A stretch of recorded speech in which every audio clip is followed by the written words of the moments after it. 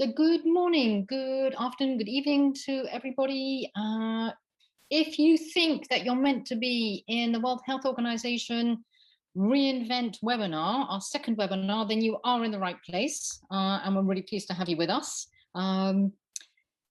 If you're looking for interpretation today, we do have interpretation from English to Spanish. As you can see on the screen, the way to get there is to go to the bottom of your screen, to go onto the interpretation button and to select Spanish. We will only be going from English to Spanish in interpretation. The webinar itself will be held fully in English. So English speakers don't touch anything at all. It's just for those who want to hear what's happening in Spanish to actually use the interpretation. We will be starting in just a couple of minutes. We'll be using the Q&A function today. So as the audience, please use the Q&A function. Don't use the chat. We're not going to be responding to you in chat. Put your questions into the Q&A function. We'll do our best to weave them into the conversation. We'll do our best to respond to them and have our panelists respond to them. We'll see as far as we can go with that. So you'll also see that the chat box being used for links and for resources, and they will come from our side to you in the chat box like that. So as I said, it's a one-way chat box in the normal Zoom chat, and the Q&A is your way of being able to interact with the panelists themselves. We will be monitoring the Q&A. If you have questions you want to put in Spanish, that's fine as well, because we'll be able to monitor those in Spanish as well. I think on that basis, I'm going to now, because our time is always so short in these webinars, I'm just going to start us off at this point with again saying good morning, good afternoon, and good evening. I know we have people joining from really across the world today. My name is Amanda Harding. I lead convener, and it's really my honor to be moderating this second reINVENT Rebuild webinar, Ready for Change, the Future of Sport, Exercise and Fitness. To set the scene for today's webinar, I'd like to welcome Fiona Bull, Unit Head of Physical Activity for the World Health Organization, and who is really the brains behind, the driving force behind this whole series. Fiona, over to you. Thank you very much, Amanda, and a very good morning, good afternoon and good evening to all of you joining this second webinar in the series of 8 webinars being held and looking at the topic of reinventing and rebuilding a sport and physical activity system that's stronger and fairer for all. If you joined us last week in the first of our series, welcome back. And if you're here for the first time, you're very welcome. And I hope you stay with us and join others in the series. I'd like to extend my very warm welcome to colleagues from WHO joining from the regions, from country offices, from ministries of health, sport, and other relevant sectors of government. And of course, to all of those from the exercise, fitness, sports, industry, civil society, academics, all of you are very welcome. The origins of this reINVENT series evolved from the 2021 International Day of Sport for Development and Peace, a day which the United Nations and the world celebrate the importance of sport and being active, recognizing the important health benefits we can all gain from being active, but it's beyond just health. It's enjoyment, friendships, skills, employment, and other social and economic benefits. But on that day, and as we reach the midpoint of this year and the COVID pandemic continues, it's also an opportunity for us to reflect on the impact that COVID has had on sport and physical activity for us individually and for the industry and the sectors working in this field. To contribute to that reflection and learning, WHO convened a webinar on the April 6th day, International Day, and through panelists discussed and heard about how the system had been affected, how it was adapting, and also how trends were accelerating and changing how we promote and how people will be physically active going forward in the future. As we look forward to the future, albeit from very different vantage points in different contexts around the world, it is looking forward to the recovery and the rebuilding from the pandemic. And we must include in that the learning. What are we learning from this experience, and how can we build forward better to a stronger system? And so the purpose of the reINVENT series is to continue the conversation that was started on the April 6th, and indeed capture the really strong interest that we have heard and seen around the world on how we can use this opportunity, use the COVID pandemic as a catalyst for indeed a better system, a fairer system, and a more inclusive system. And so that brings us to today's webinar, where we'll be focusing with a particular interest in how the exercise, fitness, industry and sector, and all of you working in the area to promote participation, how it has been affected, but most importantly, looking forward, what are the emerging trends that have been accelerated? What do they have as impact on what we do and how we'll work and how we'll promote physical activity? And critically, how will we engage people of all ages and all abilities? And it's that particular focus we will be really digging into today with our panelists, because the issue of inequalities, it was there before COVID, but has been really emphasized, and indeed potentially gaps widened. And so we must focus on building forward better, a more fairer and inclusive system. So equity will be a theme, and how we communicate is going to be a theme today. How we promote the benefits and how we reach people in all parts of the world and all communities. This webinar series is a process and a product. Through the discussions of our excellent panel here today, who'll be introduced to you, we want to build understanding amongst ourselves, across and within the system, on what the change is needed, how we can adapt, how we can be stronger, bigger, more impactful sector. But it's also going to lead to a product from WHO, a policy advocacy tool on the issue of physical activity in sport and building forward better, that will be due towards the end of the summer this year. And we hope it will be used by all of you in guiding forward and building back better. The report will be produced by WHO, and the final webinar, the 8th webinar of this series, will celebrate that and share it with you. And so thank you very much for joining, and I'm very pleased to hand back to Amanda and the introduction to the wonderful panelists who I extend my thanks to. Over to you, Amanda. Thanks a lot, Fiona. I'll just take everybody just very briefly through what we're going to be doing for the next, I guess, a short 90 minutes to cover a lot of ground, as Fiona's just laid out. Fortunately, we have a brilliant group of panelists who are going to help us explore, provoke, and propose those concrete solutions to the challenge of reinventing the sport, exercise, and fitness system. We're going to start based on a 2020 study, and we'll take a look at some of those global trends, again, that Fiona was just pointing out to, and how they intersect with the impacts of COVID, and build on these to see what are the major shifts that are needed to get more people more active and address those inequities we know that are still out there. We'll move on to explore communication on physical activity, what we say and how we say it, especially if we aim to see more people more active. Running throughout today's webinar, we will question how to make the sector more inclusive, both why and how the industry should be mainstreaming diversity. And as we come to the end of the webinar, we should have greater clarity on the changes needed, the strategies, actions, pathways to making this a reality. As I've said throughout the webinar, we'd like to see your questions. They can be posted on the Zoom Q&A, not the chat, please. Time allowing, we'll try and weave those into our live conversation.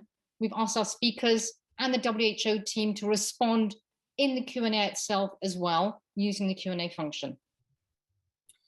So I'd just like to right now welcome our panelists.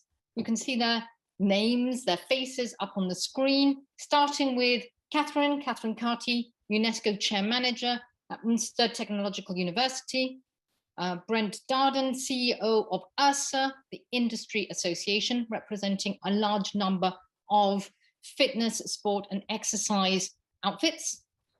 Jack Ayres, youth leader, UK-based personal trainer to both the able and disabled and elite athlete. Michelle Seeger, director of SHARP, the Sport Health and Activity Research and Policy Center at the University of Michigan. And lastly, Alexander Till, partner at McKinsey and Company, and Alexander, who we're going to actually turn to right away to help kickstart the first part of the conversation today. So Alexander's going to help us really set that scene in starting to, over this first part, look at what are the major shifts that are needed. And to be able to do that, we're going to take a look at what we've talked about in terms of those trends and how they intersect with the impacts of COVID. I'm going to hand over to Alexander straight away. He's got this really short 3 minutes to run us through some visuals, and then I'll ask him a couple of questions. Alexander, over to you, and I hope this works out. I'm sure it will. Thank you, Amanda. Pleasure and privilege to be here. And in the spirit of reinvent and rebuild, indeed, I'll try myself at a short summary of what we at McKinsey see indeed as an emerging next normal in sport and physical activity. In this quick intro, I want to talk about, as I said, the next normal in sport and physical activities. From all our McKinsey consumer research and our work with sporting world brands, manufacturers, retailers, we realize that even though the epidemic is slowly abating now, the world will not simply go back to where it was in 2019, but a next normal will take shape. And this is what I'll try to sketch out for you in the next 3 to maybe 4 or 5 minutes. Here on a page, it's core elements that we'll quickly revisit afterwards. And let me run you through them briefly.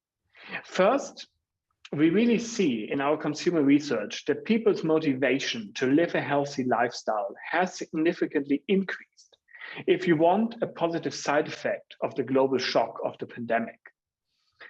Second, we unfortunately do see that it is significantly easier to live this active lifestyle that so many desire if you're more affluent. And there is, in our view, a real risk that we'll see the physical activity gap between the have and the have-nots widen.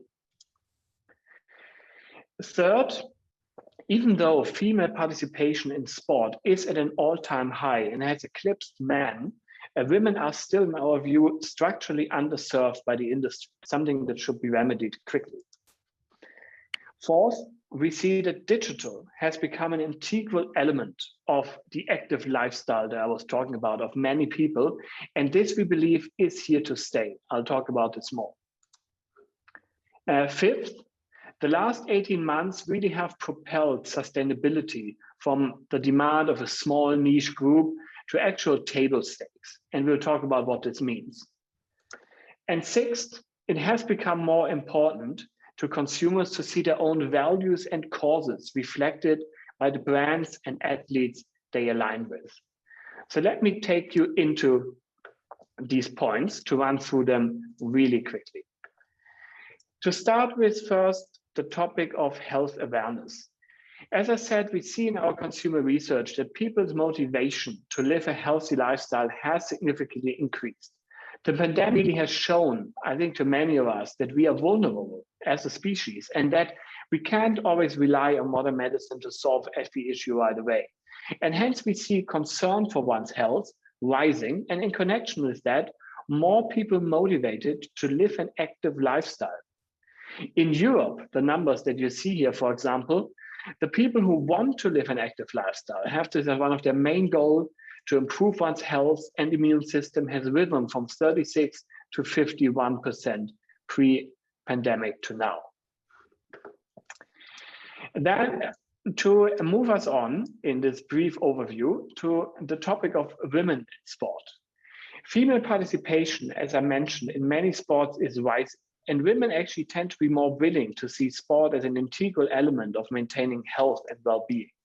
And 2019 actually was the first time in history where more women than men participating in running events around the globe, just to bring one factoid to you. Yet, the industry is still very much geared towards serving men, and then as a second step, adapting its offering to women. This is both a challenge, but also an opportunity for everyone active in this space, from gym operators to sporting good makers to designers of digital exercising apps, as many of the industry realize. From this topic, let me go to the physical activity gap. Already pre-COVID, for those who haven't heard about this before, there was a physical activity gap, meaning that the share of physically inactive people was twice as high in lower income groups than in higher income groups. Here you see the example for the US, but the same trend we actually see globally, sometimes even more pronounced in the emerging and developing countries. And in the pandemic, this has not become better. In the pandemic, that was not only a health, but also an economic crisis. We have seen that low-income families are especially vulnerable to negative effects of stay-at-home rules, school closures, and funding stops to community-sponsored sport programs. And also many of the shiny, new, fancy digital activity solutions, think Peloton, think Swift, are in its core a premium product geared to the affluent. So we see here a real risk that the physical activity gap will actually widen. And we think it really is important to have a multi-stakeholder approach here to prevent this. From the physical activity gap to the role of digital. In this new normal, digital-enabled fitness and exercise communities really took center stage and will continue to do so. And we see and we will see a leap forward in online. Digital fitness really accelerated during the pandemic as digital solutions provided both inspiration for exercise, but also a sense of community. And digital tools, in our view, will continue to be integrated into fitness routine post-COVID.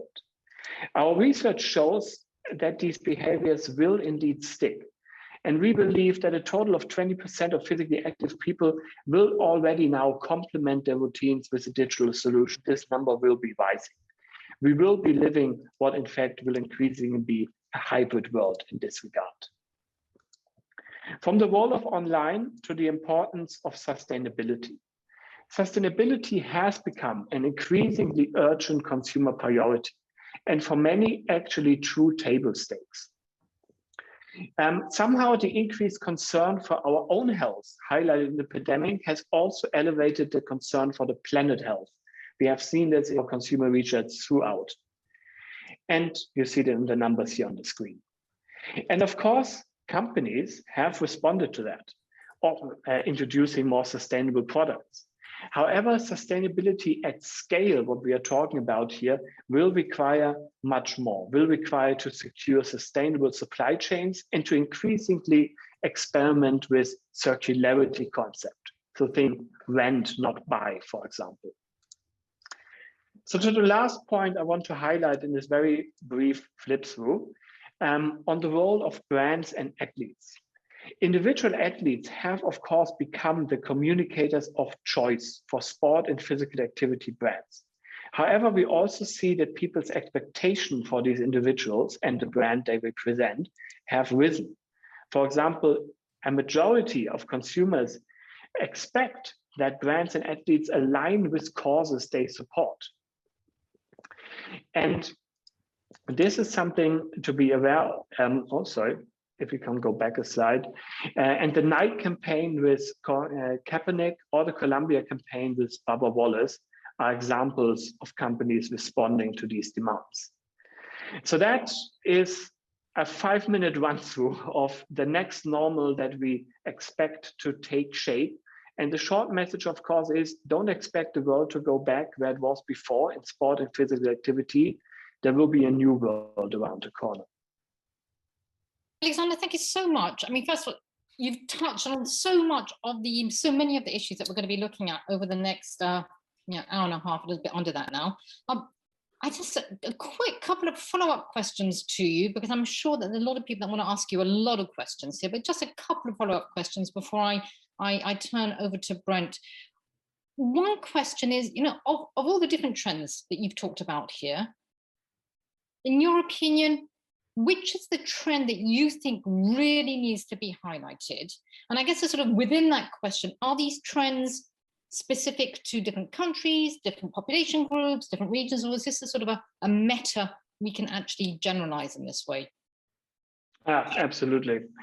So I'm not sure there's one trend, but taking a step back and looking at the bigger picture, I think it's important to realize that people want to be more physically active. And this is great news for all of us here. But it's also a call to action, I think, for everyone here to help make that possible. Secondly, I think it's critical to realize that people's expectations for physical activity have increased. They're looking for solutions and offerings that integrate digital elements like digital trainings or communities, but also fulfill their expectations in regard to sustainability and meeting their values and supporting their causes.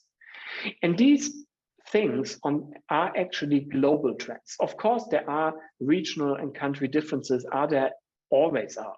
But the important thing is that this is something we see throughout the globe. Thanks so much, Alexander. We'll come back to you a little bit later and actually get your thinking on actually what are the strategies that need to be put in place to actually be able to address these trends. But at this point then, keeping in mind this idea that we're talking about global trends, and as you put it really clearly, this question of the expectations have changed and changed in a range of different areas. I'm going to turn over to Brent, because Brent, you have that global view. You are the CEO representing the industry, if you like. So where is the sector right now, and where does this sector need to be? What does that transformation really look like? Yes, well, Alexander said it really well. There's some silver linings to the pandemic. Of course, our industry, the health and fitness facilities, clubs, gyms around the world are still in recovery, depending, of course, on where they are geographically. They're on that spectrum of recovery. Just to give everyone a little perspective, in Sweden, Norway, the US, about 22% of the population belongs to a gym. If you're in Australia and the UK, that's about 15%. China and Japan, that's about 3%. So, the negative part of that is, wow, that we could certainly grow that. And that's something our industry is really focused on, is how do we reach more people and connect with more people? On the other hand, if you had a part of a solution that you would say, would help people, and that reached to maybe a fourth of the audience, you'd be really excited about it at the same time. But one of the things the pandemic really revealed to everyone, regardless of where you were in the world, is that elected officials and, even the public and the decision makers, when they were closing down businesses, they lumped gyms and health clubs in with bars and restaurants and casinos, which really just defied, our thoughts, because we view ourselves as part of the solution, right? Part of the healthcare continuum. And so one of the things that we are really challenged to change is our mindset to make sure that we bridge that gap, that we change sort of that inequity that we've experienced going through the pandemic. And as Alexander pointed out, and in their own research, one thing he didn't share that I know he found out, and as he surveyed, was that people miss their gyms and health clubs equally as much as they miss seeing their family and friends during the pandemic. That is a tremendously positive statement about the camaraderie and the support that health clubs and gyms and the sense of community that they provide. And so as we come out of, the pandemic and we look forward to increasing physical activity, I think there's a lot of things that need to be done, but I'll boil it down to two central points. One is simply changing the overall mindset of our industry to see ourselves as sort of this community-based support system that provides value, not just within the four walls of a particular facility, the bricks and mortar, as you might say, but out into the community, not only digitally, but also programmatically. So that's one, that we're sort of reframing our position, and it's not so much about always bringing people to the gym through a membership, but it's going out to where the people are and reaching them and meeting them wherever they are in that spectrum. And then the second piece, which I know Michelle is going to talk about so eloquently with her research and experience, is that we need to reframe sort of what success in our industry looks like. It's not, as I would say, your grandmother's gym anymore. The gyms are becoming much more professional. They're becoming much more medically oriented. They're much more outcome based, so that they're really trying to approach it from a behavioral standpoint. One of the things we're trying to do, and we'll be launching it in the coming weeks, is we're doing an international messaging campaign around increasing physical activity and becoming more active. And our approach is all driven by behavioral science. So rather than engaging a marketing team to come up with a catchy slogan that might be attractive, we've really approached it from a behavioral science relationship of what will help motivate individuals to take some action and take some personal responsibility for their health. And again, that's not just coming back to your gym or your club, but it's also incorporating your gym or your club as a part of a broader solution to well-being. And that's another topic that we're talking much more about. It would surprise some, I think, particularly that are probably on this call, but even fitness, the word fitness to many is a little bit too high of a bar. You know, if you haven't been involved in sports and you're not particularly physically active, when you hear the term get back and become fit, that's asking a lot of many people, because we know that they're so inactive and perhaps not in the greatest of condition at this point. So changing the language, which I know is a big focus, what we're talking about, is a big part of what our industry needs to do. What our outreach messaging is and how we position it, I think, is going to make a big difference. Thanks so much, Brendan. I think we've got, there's two big changes really clearly stated, very challenging for the industry. This is clear, from where I sit, clear systems transformation. You are no longer, as you said, you're not going to your marketing guys anymore. You're going to the behavior scientists. You're going to actually listen to what potentially people who don't normally go to gyms or to the fitness, maybe they've actually got something else that they're looking for as well. Alexander, you want to jump straight in. It needs to be very short because then I need to get to other people in the panel. So come in with a quick comment. That I do now. I just wanted to agree with Brand and make this point that I think indeed in our research we see that so many people, as I said before, are now eager to engage in physical activity with the purpose of increasing health and health span. This is an opportunity for gyms and other fitness providers to also reflect, I would say, both in their offerings and in their messaging. Thanks a lot, Alexander. Really good, really clear. And it's a great segue into, and I was just sort of starting to go in that way to actually bring Catherine in at this point. And Catherine, particularly because, we've heard so much about how COVID really does affect the most vulnerable communities and that sort of widening the gap rather than closing the gap that Alexander's already talked to as well. So the significant inequalities already existed in terms of access and opportunities for people, particularly living with disabilities, to participate in sport and physical activity. So if now is the time for change right now, what do you think? Because you have that experience, you have those insights, you see the global system itself. What do you think really needs to shift?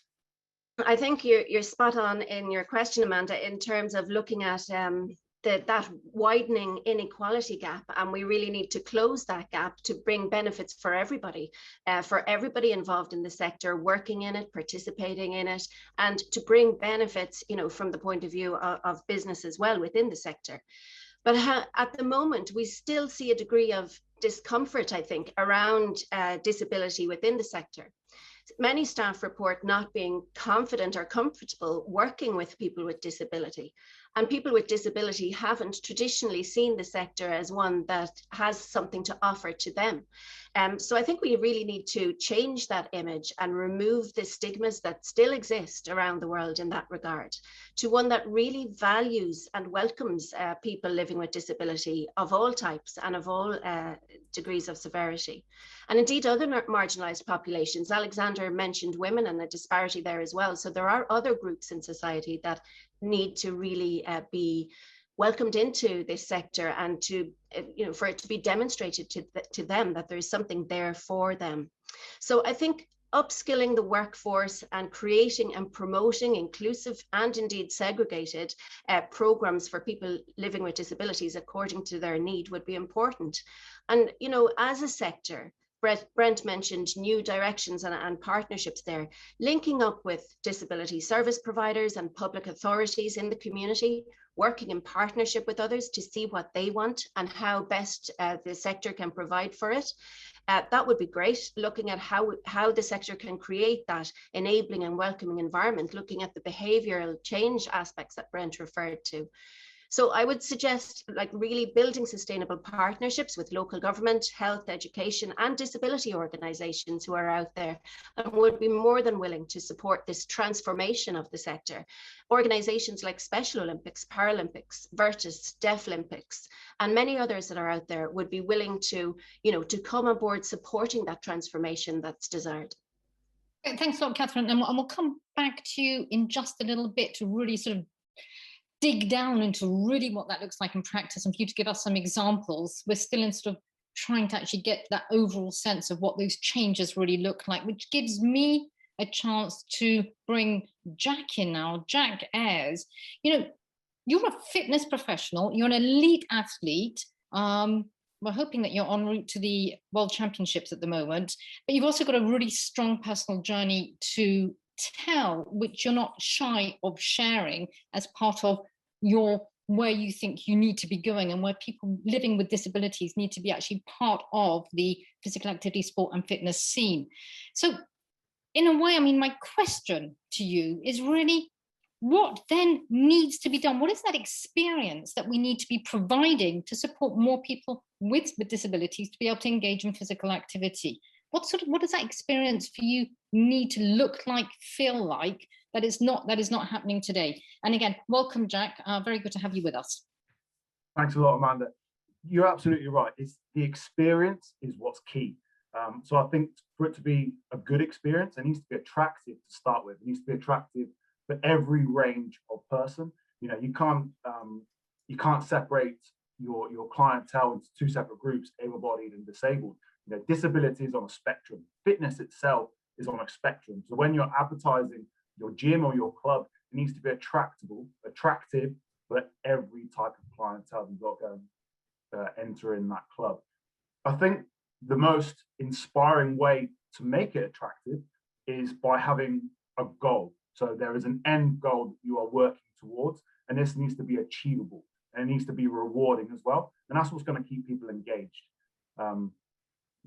So more opportunities, more attractive opportunities for every person. I know that one of the things that you talk to as well is just as Catherine's actually just talked to, is the idea of challenging perceptions, and it's something that you embody yourself. So maybe you can just take us through how you yourself in your personal journey, how you try and challenge those perceptions of what is and what isn't somebody who can do physical activity, and particularly somebody who can do physical activity who's living with a disability. Yeah, absolutely. So I myself, I was born with a condition in my right leg.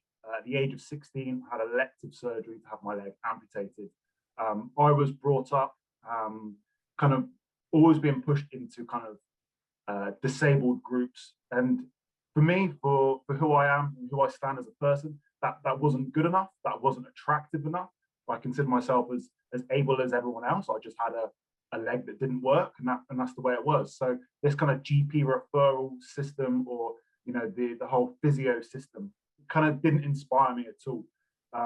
I've set it in my goal to challenge the perception of disability from being weak and vulnerable to now actually being beautiful, attractive, and relevant. So I've become a personal trainer back in 2010. I've been training clients, both able-bodied and less so, for the last 8 years or so. I started a bit of modeling, international model, trying to challenge those perceptions through media, getting on the catwalks in New York, Russia, Milan, London, and just really trying to challenge those perceptions. I'm now an athlete. I'm an athlete for British canoeing. So again, still on that same journey of challenging those perceptions. We are strong, we are powerful. Just because I've got one leg doesn't mean that I'm not able. So again, that goes back to that, how attractive is it for you to then join that club or that group? For me, like I said before, joining a GP referral system was not attractive. For me, I need more of a challenge. So it needs to be an adaptive way of doing something that is challenging enough for me. Thanks a lot, Jack. Just finally, for the moment, we were just talking about the experience, and you talked about the experience in terms of including your own personal story, that importance of goal achievement related to you and what works for you. How far we've already talked a little bit about COVID and the impact of COVID, both in terms of widening inequalities, but also creating opportunities, and particularly some of those digital opportunities. What is COVID? How has that impacted on you? And I guess professionally, the type of work that you've been doing. I know that you've been doing quite a lot of online personal training work. Is that working for you? Is that something that we need to shift? So the online personal training is a fantastic tool. So just to give a little bit of background of personal training down in Bournemouth, I had this opportunity to join the GB Paracanoe team. So I parked my personal training business. At the beginning of the first lockdown, a lot of my old clients were getting in touch with me, just saying, able-bodied clients, just saying, I'm stuck. I don't know what to do. I don't know how to train indoors. I don't know what's going on. I haven't got a gym anymore, and I need to keep myself sane by doing some sort of exercise, but I'm stuck inside. So that's when I decided to launch an online program, and this is supporting people one-to-one. Once a week we catch up. I give them a nutrition plan. I give them an exercise program that they then follow in their own time.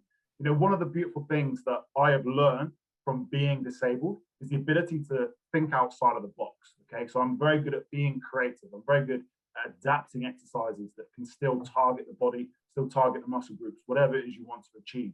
So my online personal training business was very good.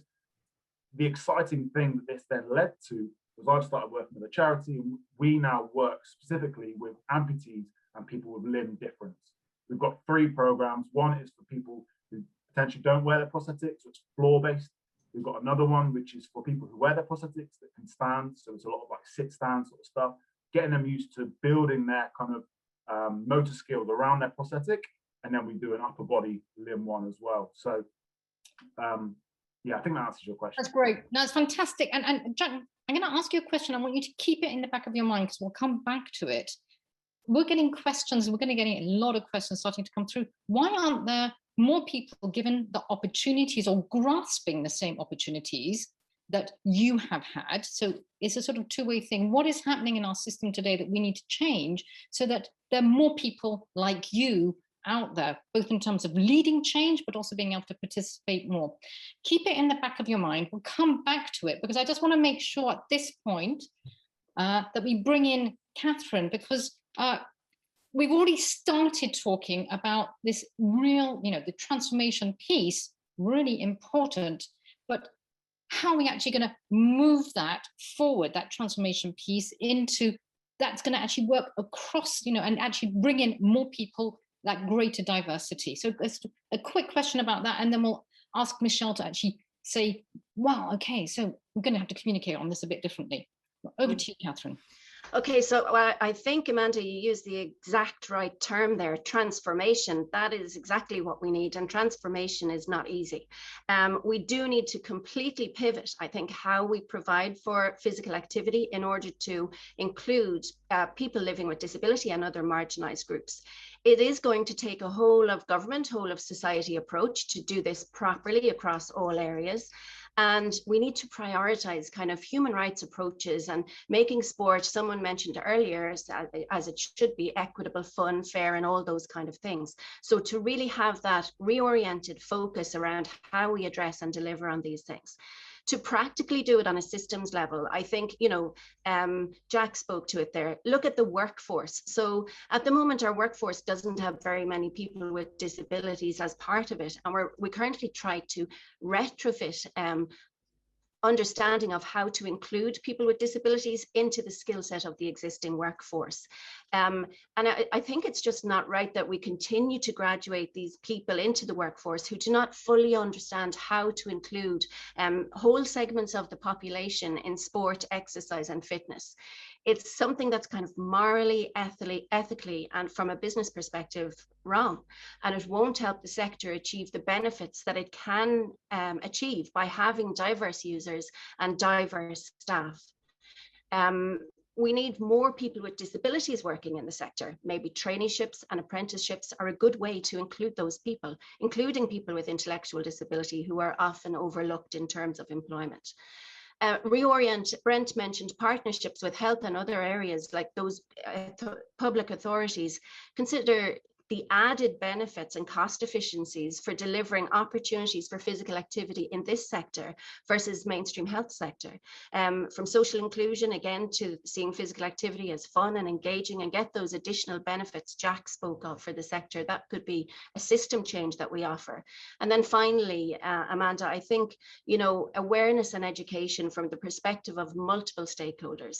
Parents of children with disabilities often have a tendency to wrap them up in cotton wool and to not encourage them to be physically active. And that in turn has implications on health and well-being. So education and awareness from parents through to preschool, right through the school system, we need to provide opportunities, inclusive opportunities for people to engage. So there are a few kind of system level changes that I think, but it does involve that transformative pivot to really provide for people with disability in the sector and those other marginalized populations. Thanks a lot, Catherine. Brent, I know that you want to come in. You are going to come back in again in just a moment. I just really have to make sure, though, that we actually come to Michelle right now, because Michelle, you've been sitting very quietly, very patiently, and yet we've been talking to your subject now for the last 30 minutes or so. This idea, if we're going to transform, how do we actually start to actually communicate to make sure that that really happens? How do we actually communicate better to engage more people in physical activity? And, you know, Michelle, first of all, it's just great to have you with us. This is your area of research. You've written a book about this. Tell us, you know, what does really need to change in our communication to be able to promote physical activity and exercise? Simple question. I know there's a complex answer behind that. Well, it's great to be here. And the question that this webinar and the whole series of webinars are posing is so important for our field to learn from where we've come and how we can do things better. And everything that people have said on the webinar so far is really important.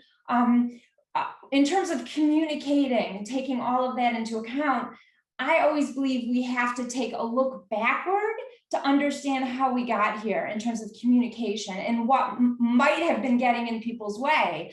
And so as a field, whether you are in the fitness field, whether you're an academic researching physical activity, whatever role you play, most people go into this field because we are engaged with exercise. And so the way we've communicated about exercise and fitness has come from our own experiences, has come from our own passions.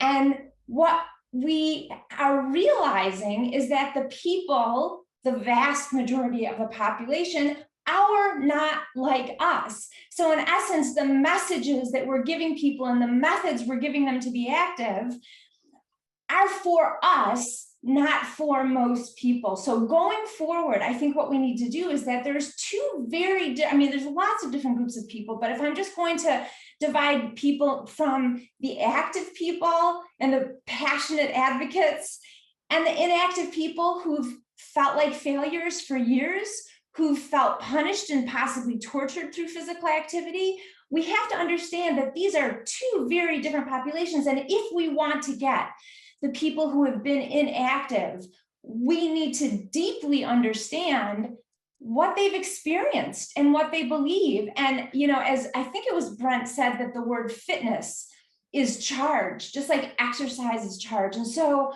the way we frame it, the actual terms we use will absolutely get people's attention or turn them off. And so while we need to be doing behavioral science on these questions, we never want to lose our marketer hat when we think about this, because that is what marketers do well. We just have to make sure that we're asking the right questions. And I'll stop there to see if you have any follow-up. Yeah, I mean, quick follow-up as well, Michelle, because you make it, you know, I thought you were a sort of, I thought it was a simple question, complex answer. You actually make it sound relatively straightforward.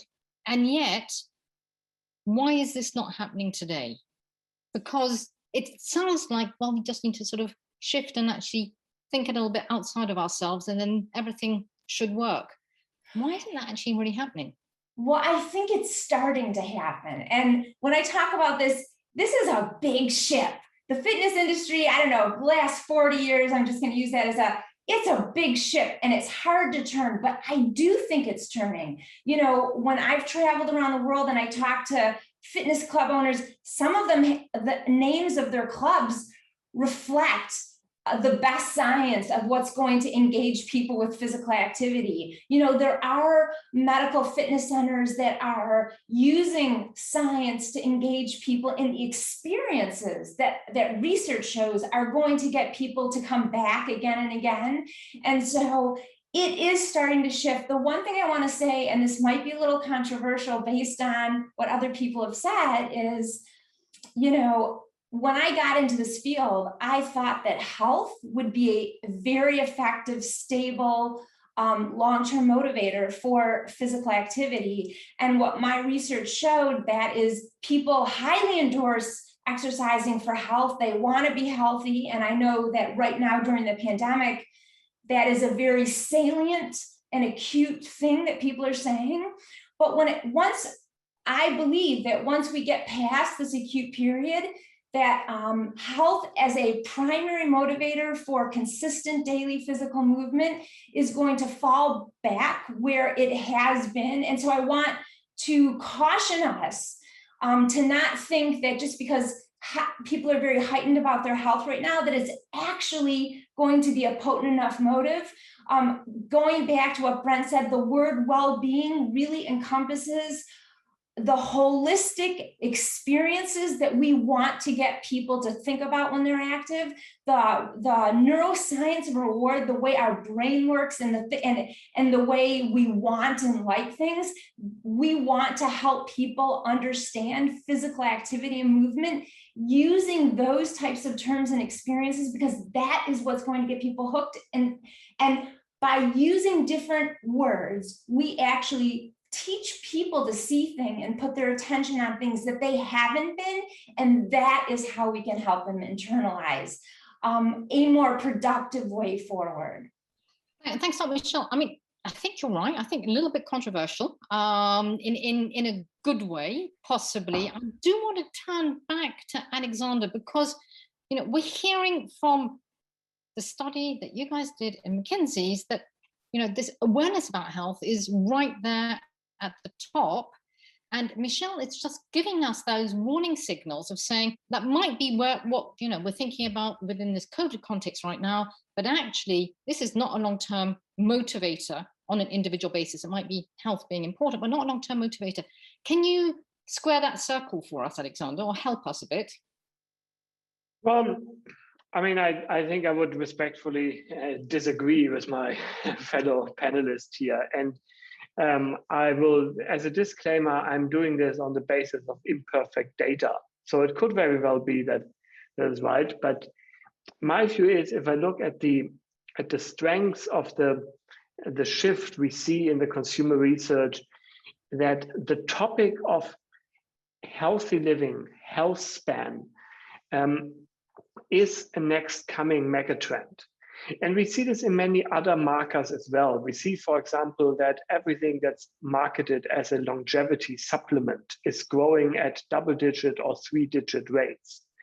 I don't want to promote these. I think they are scientifically often very questionable. But what I want to say is that I think people really have, through this inflection point in their life, understood that they themselves need to take more responsibility for their health, and that they can have, through their lifestyle, a real influence.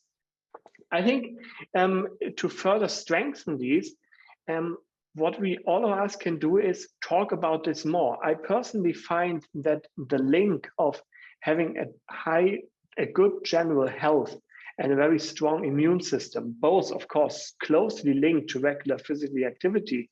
These two factors we see in a lot of research has a very prominent positive effect on preventing really the worst outcomes of COVID, even if you are infected.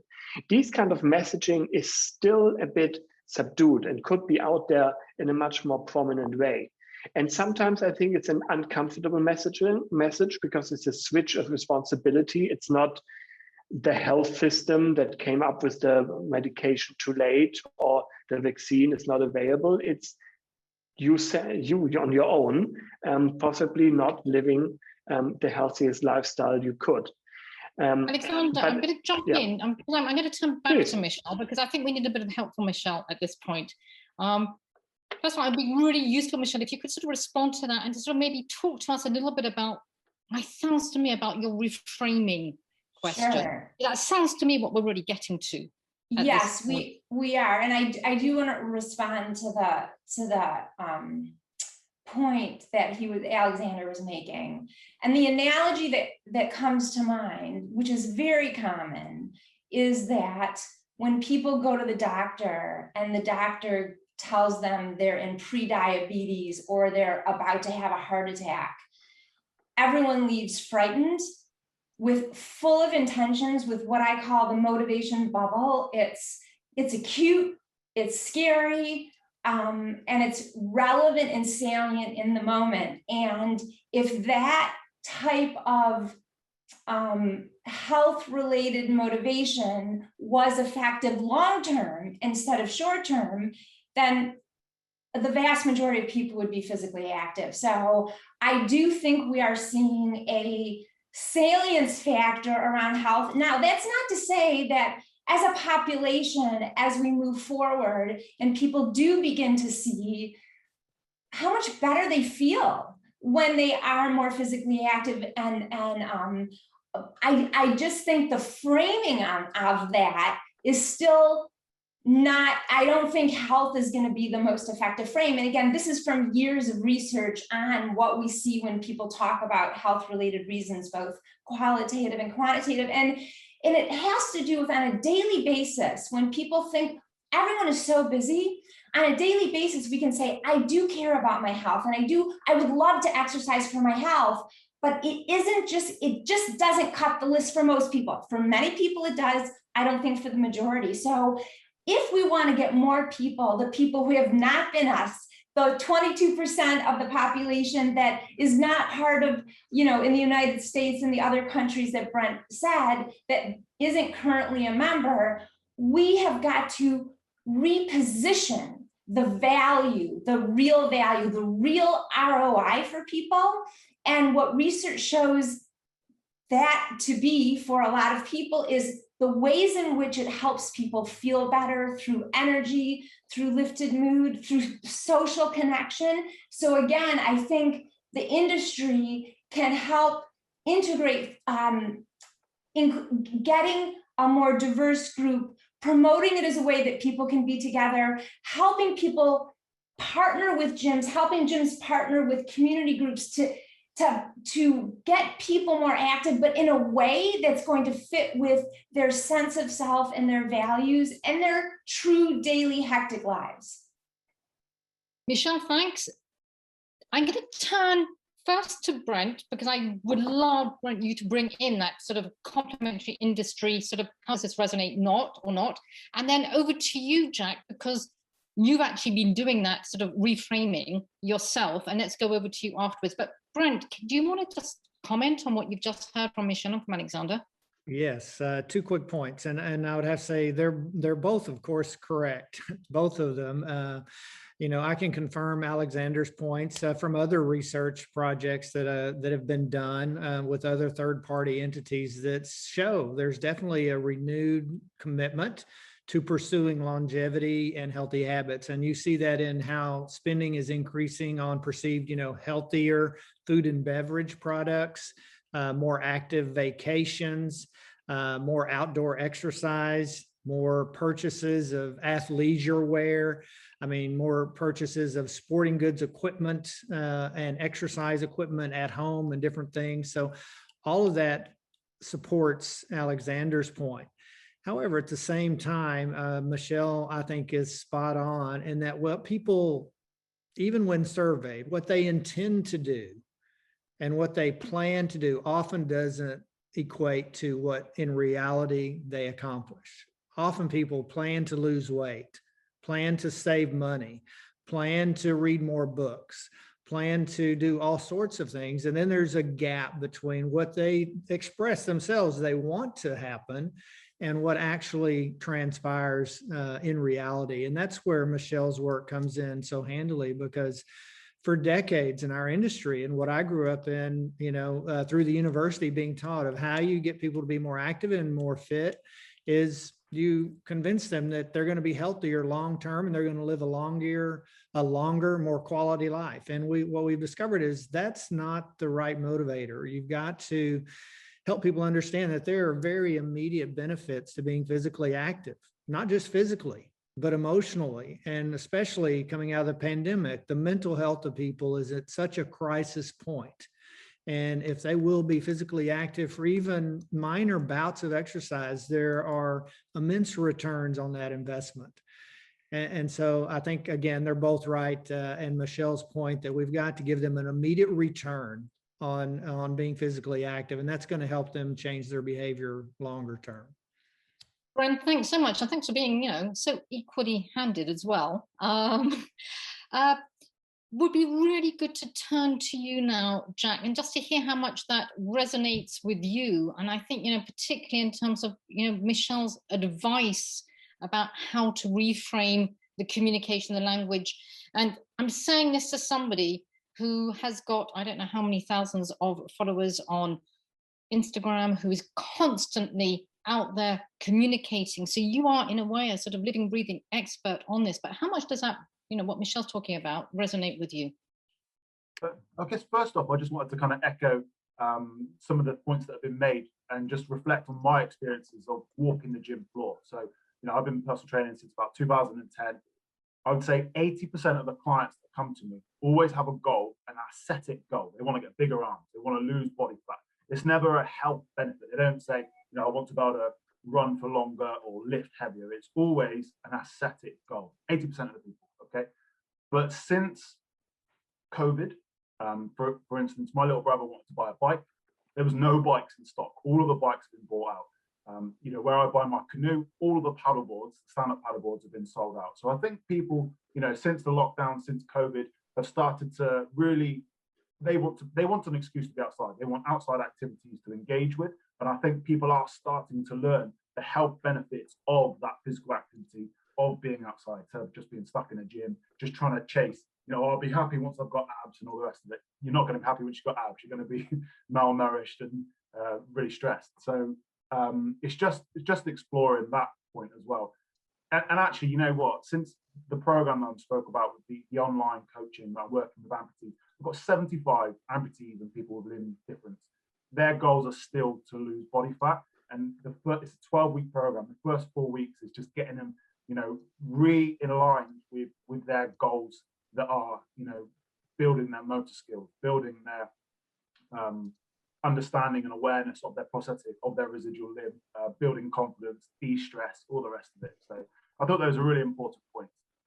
In terms of the reframing, can you just ask me that question again, sorry? Yeah, I'm just interested as well, given that you've made the choice to go out there, to use social media, so you're using the media to be able to put across, this idea of who you are, what you represent, changing the image of people living with disabilities and people living with disabilities who are physically active.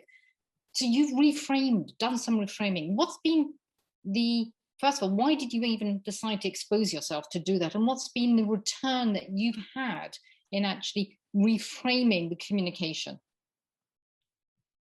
So I think if I understand your question correctly, for myself, like I think I said a little bit earlier, I was trying to challenge the perception of disability from being weak and vulnerable to now being very able, able in our own right, able in our own way.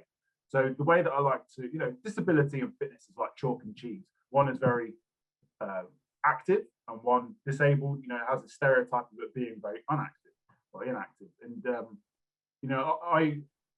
I use my skills, I use my career to kind of challenge that.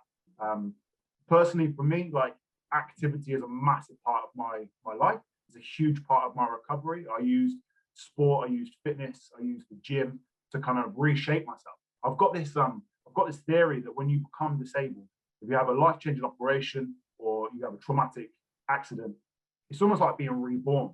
You have this new body that you don't know how it works. You don't know what you're capable of. And the gym is a fantastic controlled environment. Sport is a fantastic controlled environment to explore your abilities, to find out what you're now capable of. And the other thing as well is, you know, a lot of these places you'll then interact with people in a similar situation, especially if it's a disabled club like wheelchair basketball or, you know, canoeing like what I do.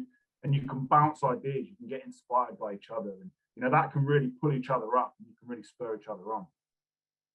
Thanks a lot, Jack. Fiona, jump in. Thank you very much, and thank you for the very interesting panel discussion. I'd like to pick up on behalf of one of the questions and bring it into the conversation, and that is about linked to this issue of changing the experience. I've heard that the promotion of physical activity, participation, sport and exercise with a health message may only work for some and may only work some of the time. And what's going to be really critical is us getting the experience right, and that diversity of experiences, I think Jack was really emphasizing across the spectrum, I heard you say. So how are we going to implement this shift?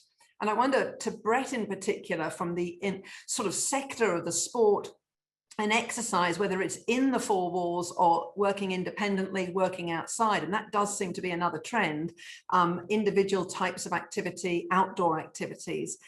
How are we going to train people, train the next generation, the current workforce, to focus on the experience, perhaps less so than this physical outcome, which Jack, you were just talking from, and even a projected health benefit? 80% out there by your estimations of membership, and 50-odd% from global stats on participation levels. We've got a big job. Brett, can you tell us more about that shift? Yes, I think a big part of our ability to succeed with the theoretical 80% of the population that may not belong to gyms is to make sure we're approaching them where they are, if you will, meaning it can't be a one-size-fits-all approach. Alexander, again, we're referencing his report, he had some consumer profiles of different types of people that are involved in being physically active in different ways. And there's a certain segments in our industry, right? The clients like Jack has, that represents one segment. Some of you that I know are runners and you run on your own, that's another segment. There are individuals that are connected to the gym and they appreciate that. There are people that really enjoy the sense of community that comes with group activities and group exercise. And then there's others that, you know, prefer to really work out in isolation. And so I think really, again, from a behavioral standpoint, assessing those audiences and realizing that it can't be the same message to every group based on their age, their demographic, their interest, and their preferences. You know, one of the things I love about Michelle's research, she talks about, is you've got to connect with what feels natural and comfortable to you as far as your mode of physical activity. Jack loves canoeing, among other things, because he's mentioned that several times. There are others that would never get in a canoe. You'll never see them on a paddleboard, but they'd love to be on a bicycle. And so reaching people again and helping them uncover for themselves where that sweet spot is, I think is part of our challenge, as well as setting up programs that are much more inclusive, to the points Catherine made, not only about people with certain physical limitations, perhaps, but also their interest in their segments. I think that's a big part of it. Brent, thanks so much, because that's actually a really great segue into actually moving through to actually bringing Catherine back in and talking about how we can really do that, building forward to be much more inclusive in terms of, you know, exercise and fitness sector. Catherine's been very generous and has shared with us a video that we're going to be looking at right now, which talks to a solution. And we want to sort of use that as the springboard to then really, as I said before, dig down a little bit more in terms of how we can actually transform this sector to be more inclusive, both in terms of for the user side, but also who are participating, but also those who are providing as well. Can we just have a look at the video first, though?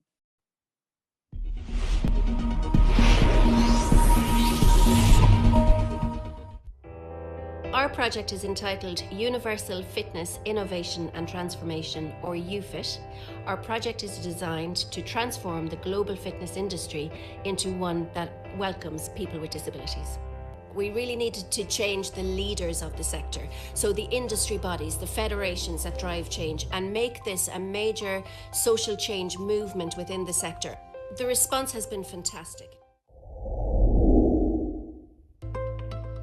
We are connecting fitness clubs and disability service providers, training them with the aim to create a sustainable relationship which will benefit people with disabilities, the fitness club and the entire community. UFIT will provide training and tailor-made resources to embrace diversity within fitness clubs. We want you to unleash your potential. Join the UFIT revolution. Join UFIT. The other benefit is that members love seeing the opportunity to bring other people into our club where we can really make a difference in their lives. So it's a win-win being involved with UFIT. The people in Parkinson's, the people with Special Olympics, but there's going to be more people that we're going to include, and it's all because we got started with UFIT. So thank you, UFIT.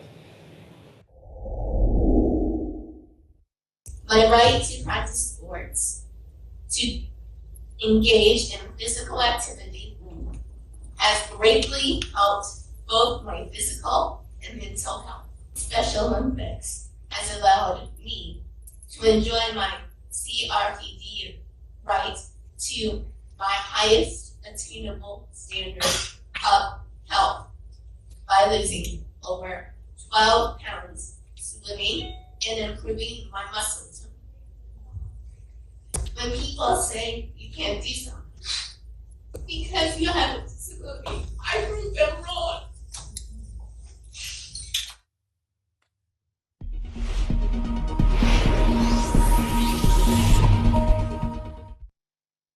First of all, Catherine, thank you so much for sharing that video with us, and obviously, really sharing Gary's voice as well that we hear towards the end there, and bringing in the Special Olympics right into our webinar, which is a really important part of the story that we're trying to tell here.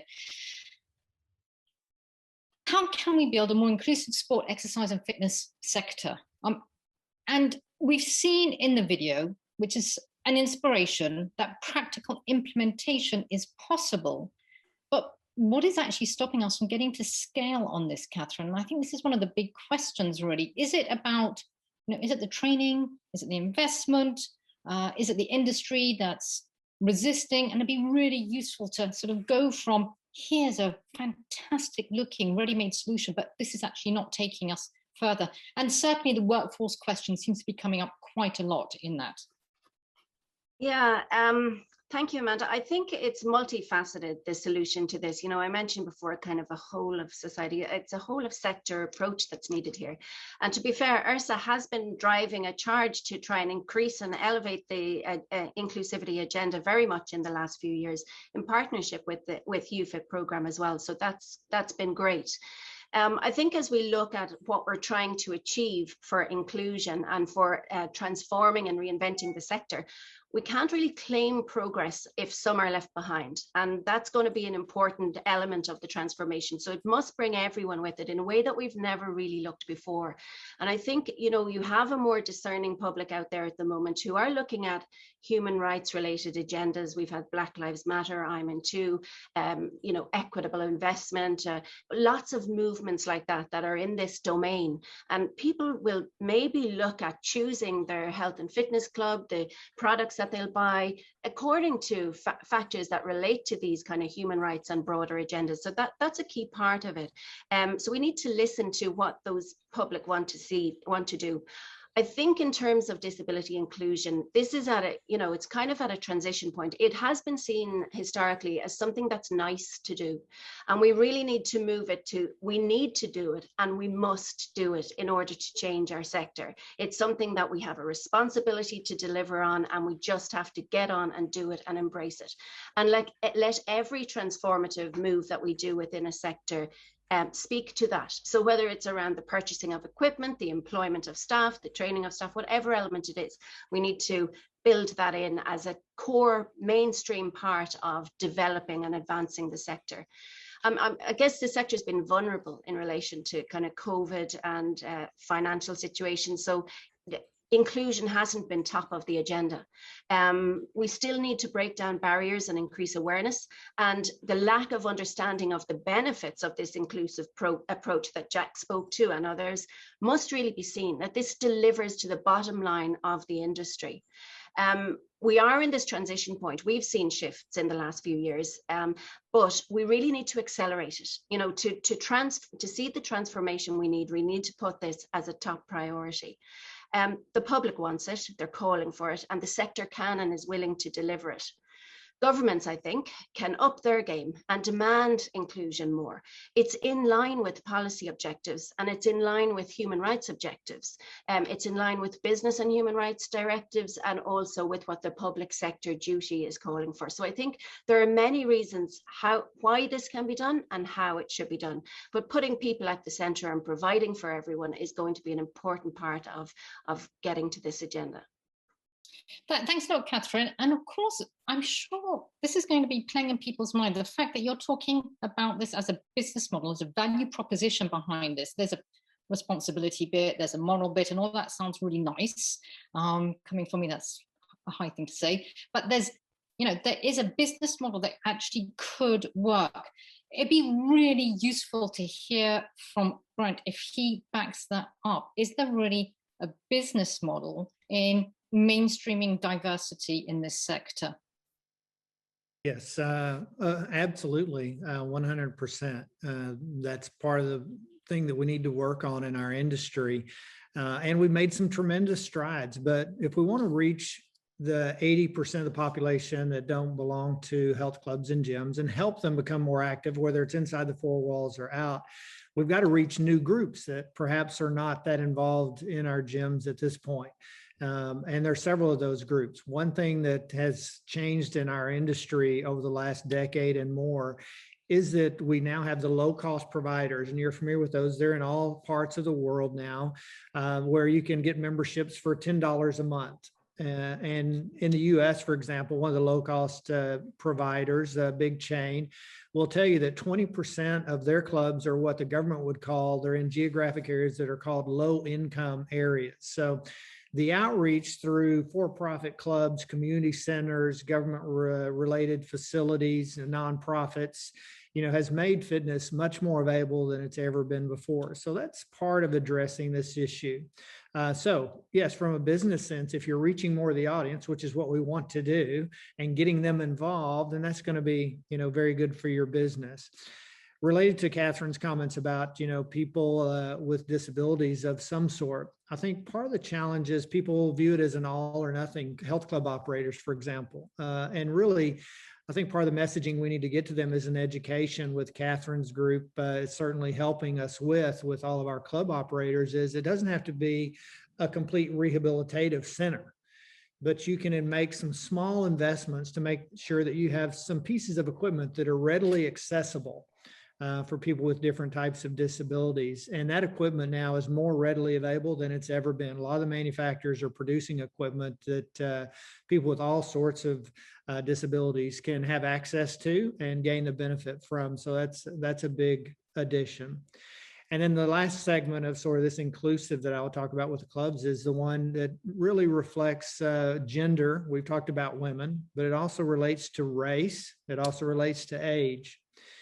And one of the things that's, again, we've noticed in our industry and we're putting programs in place to address is we need to reflect the communities that we serve. When you look outside your walls, what is the geographic breakdown, right, related to race and age? And are we providing programs that really address that broad spectrum wherever it is that we are? And does that reflect it in our marketing and in our staffing and in our programming? Thanks, Brent. I think, Fiona, you wanted to jump in, and we're going to sort of switch and maybe turn over to Alexandra as well. Over to you, Fiona.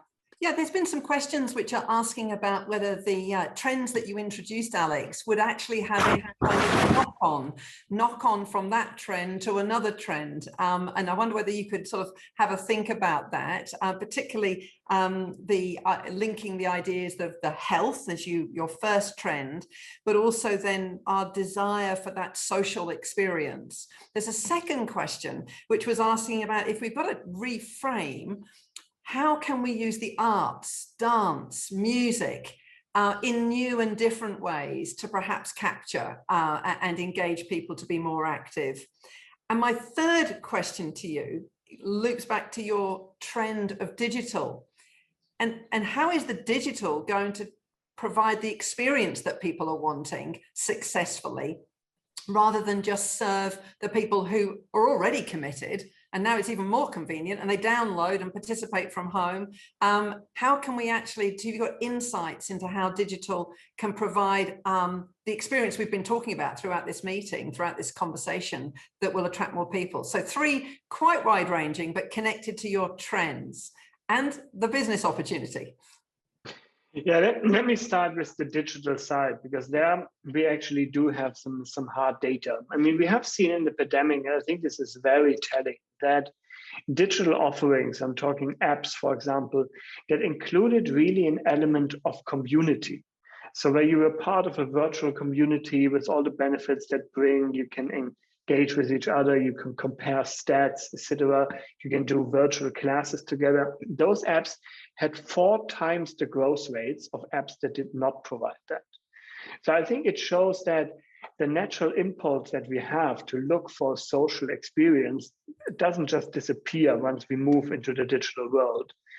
And I think it will be a key driver of success there. I think there are many innovative ways to provide these. I think I mentioned Swift and Peloton before, where I think you're doing a phenomenal job. I'm pretty confident that there will be gyms, gym chains, or even private trainers, right, like yourself, that will also further develop these hybrid offerings to bring that together.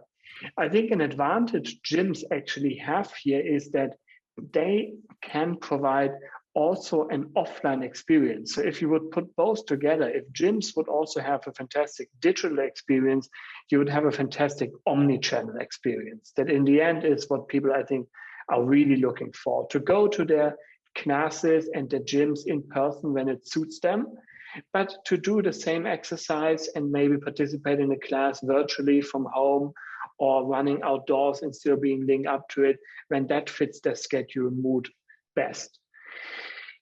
I think when it comes to, I'm not sure I have honestly much to contribute on the topic of arts-based approaches, but I think it needs that level of creativity and experimentation of many entrepreneurs out there who try new models that are not always geared just to the one big majority, but also to more niche groups, underserved or not underserved. That will in the end create that multitude of approaches that we need to really bring as many people as possible into the physical activity world. When it comes to business opportunities, let me take that question last. In our view, of course, since we are facing an inflection point, we will see winners and losers. That is in the nature of points of inflection, that there will be some companies, gym operators, let's say, who will deal with these offerings much better than others. And for example, as we say, will offer hybrid experiences, will find a way to market a positive and engaging message about increasing health span. And there will others who will do this less well. And while we overall see fantastic outlooks for the fitness and the sporting goods industry, we think we also see a more polarizing picture with more winners, but thereby also more losers, depending on how well people manage to meet these new customer demands. Thanks so much, Alexander. And again, a really good reminder of the winners and the losers, or the gap that we've been talking about. And all the way through this webinar, we've been also trying to address how do we actually reach those who are not actually at the moment participating in physical activity. And I would really like to, at that point then, to sort of turn back to Michelle. We're coming towards the end of our webinar. I'm just seeing the time right now. Michelle, first of all, what do you think about this idea of these sort of arts-based approaches, actually sort of this experimentation and creativity, a different way of communicating? Is that something that actually, in terms of the reframing the experience, makes sense to you? Yeah, I think what we want to do is to start thinking outside of the box, and those very messages that we can be creative and that we should be experimenting is part of the message, because what people have been told to date is this one-size-fits-all message, and for most people that has led to multiple experiences of failure. So we need to give people permission to experiment and to get creative. And once we can democratize physical activity into everything counting, which is a very inclusive message. It doesn't matter who you are, what your abilities are, where it happens, with whom you might want to be. And I think a really easy way to do this, I don't know who would fund this sort of thing, but modeling these new ways would be so powerful through little PSA announcements where we're having these conversations where people are modeling. I used to think it was this, but now I'm doing it this way, and this is what I'm getting from it, and I'm able to take my kids with it. I think we need to show people and give them permission to create their own menu of physical movement that might be in bite sizes and full meal sizes. We want people to start thinking about movement like food, in that you can order different things at different times based on the time you have and what your current needs and preferences are. And I think creativity and experimentation fits perfectly in that metaphor. I mean, what I'm also hearing from you, Michelle, is you're actually shifting the narrative. You're shifting the narrative away from it being owned by a small number of people to actually that democratization side of it actually being owned by everybody who could be participating in physical activity, and they're setting their own narrative. As I said, so thank you for that. And I hope that makes sense to you. What my way of just sort of trying to pull together a little bit of what you've said. I'm only thinking about it because I'm actually thinking, Jack, does that also resonate with you? What we've heard from you is of somebody who has set your own narrative. Does that sound right? Do you think you've set your story, you're telling your own story? And is that something that you are seeing other people doing today as well? Because you're just one of, many billions. That was earlier question about why aren't there more people like you? Yeah, no, absolutely. Do you know what? I think, especially here in the UK, that the kind of people's attitude towards disability and disabled fitness has really changed since London 2012 opening ceremony. I think the attitudes have, become a lot more. People have become a lot more inspired. People are aware of what's now available. People have got a lot more engaged with sports. People, like, I'm not a Paralympian yet. I need to be selected for a games first, but people assume that I'm a Paralympian. When I say I'm not a Paralympian, they then ask me, are you a soldier? I'm not a soldier either. So I also think that the injured soldiers coming back from war zones and then doing these amazing things, missing limbs, traveling to the Antarctica and doing all these incredible events are really challenging that perception of disability and showing the public what, just because you've got a missing limb or just because you've got a disability, just because you're in a chair or you're visually impaired, whatever, you're still very capable and your body is amazing. It adapts so quickly and you find your own way of doing things. So I believe there are people out there doing incredible stories. They have their own story. Social media is going to be our most powerful marketing tool. It really is. That's where all the young people hang out. It's short, sharp, punchy adverts of whatever you want it to be. And in this case, it's going to be fitness.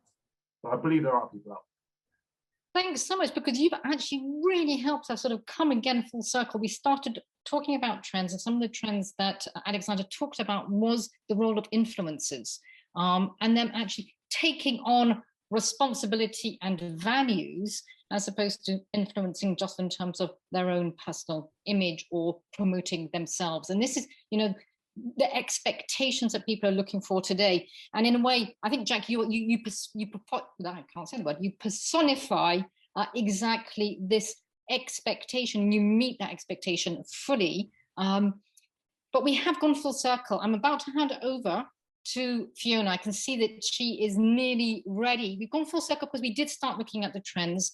And then as we looked through those, we talked so much about transformation, and transformation, not just of a sector, but a sector that sits within outside of its own four walls in a much wider physical activity environment, and how we can actually change that narrative, change that story, and actually start to bring in so many more people, including those who have different abilities and disabilities, to partake more and more in physical activity.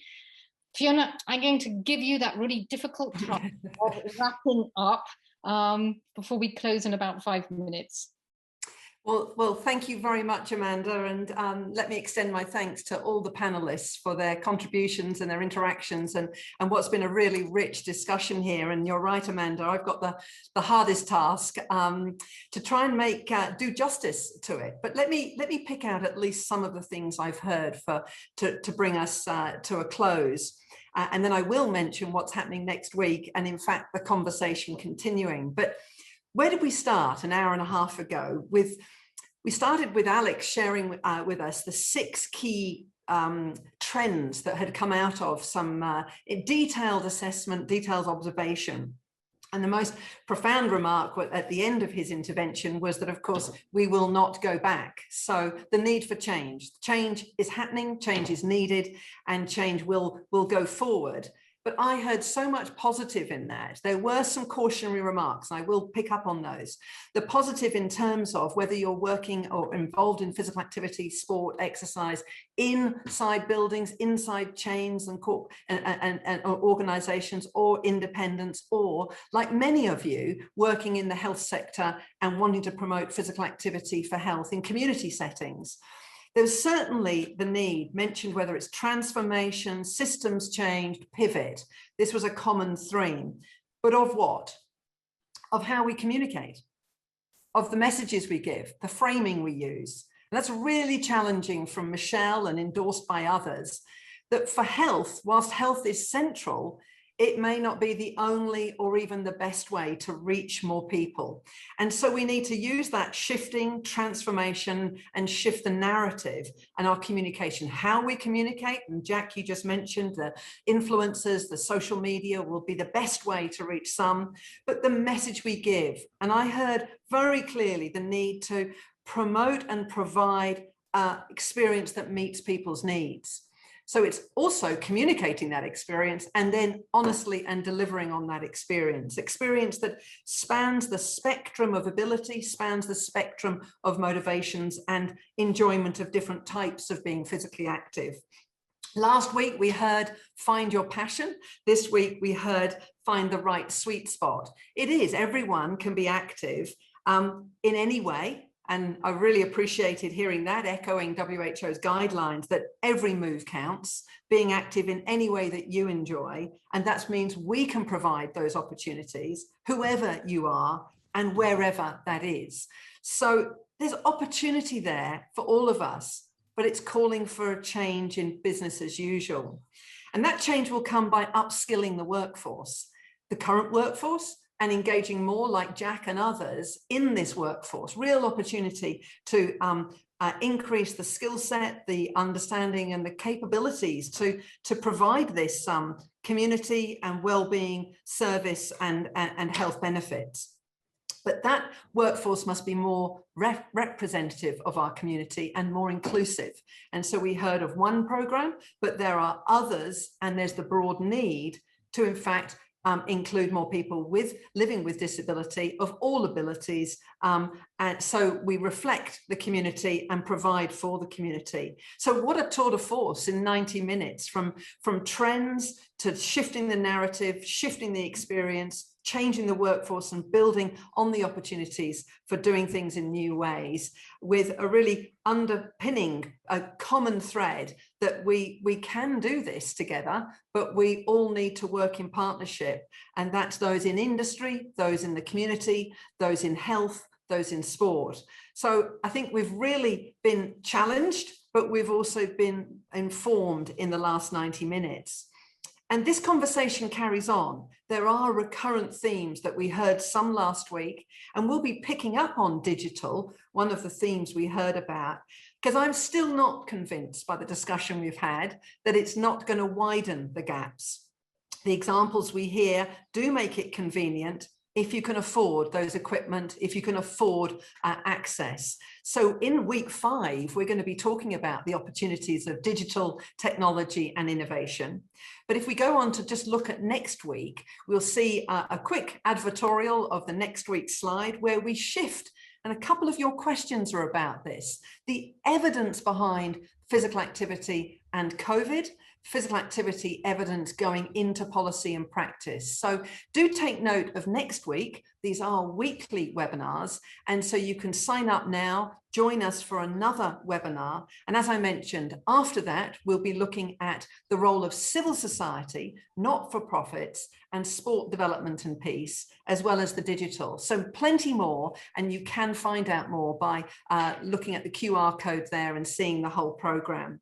So can I conclude by thanking again the panelists for sharing your experience and your insights, thanking the audience for coming and joining us in real time today, and those that listen to the recording later. Thank you for your interest and your passion and your contribution to building forward better. And I hand back to Amanda. Thank you. Thanks a lot, Fiona. And of course, I want to extend my thanks as well, because it has been a real pleasure being in conversation with all of you today, those who've been around the virtual table with me, but also those who've been sending us questions that we've really tried to respond to, weave into our conversation as well. We thought that we could end today with a very short video, and it's a WHO video, but it really plays to so much of the conversation of the day. We had it in our back pocket, and we're going to take it out right now because it just feels like the right thing to do. And I think, Michelle, you actually sort of really pushed us in that direction on this idea that every move really does count. You know, clearly a very strong WHO message, but a global message. So let's end with this video. And again, a final thanks to everybody for coming, and looking forward to those who can join us next Thursday and for Thursdays to come.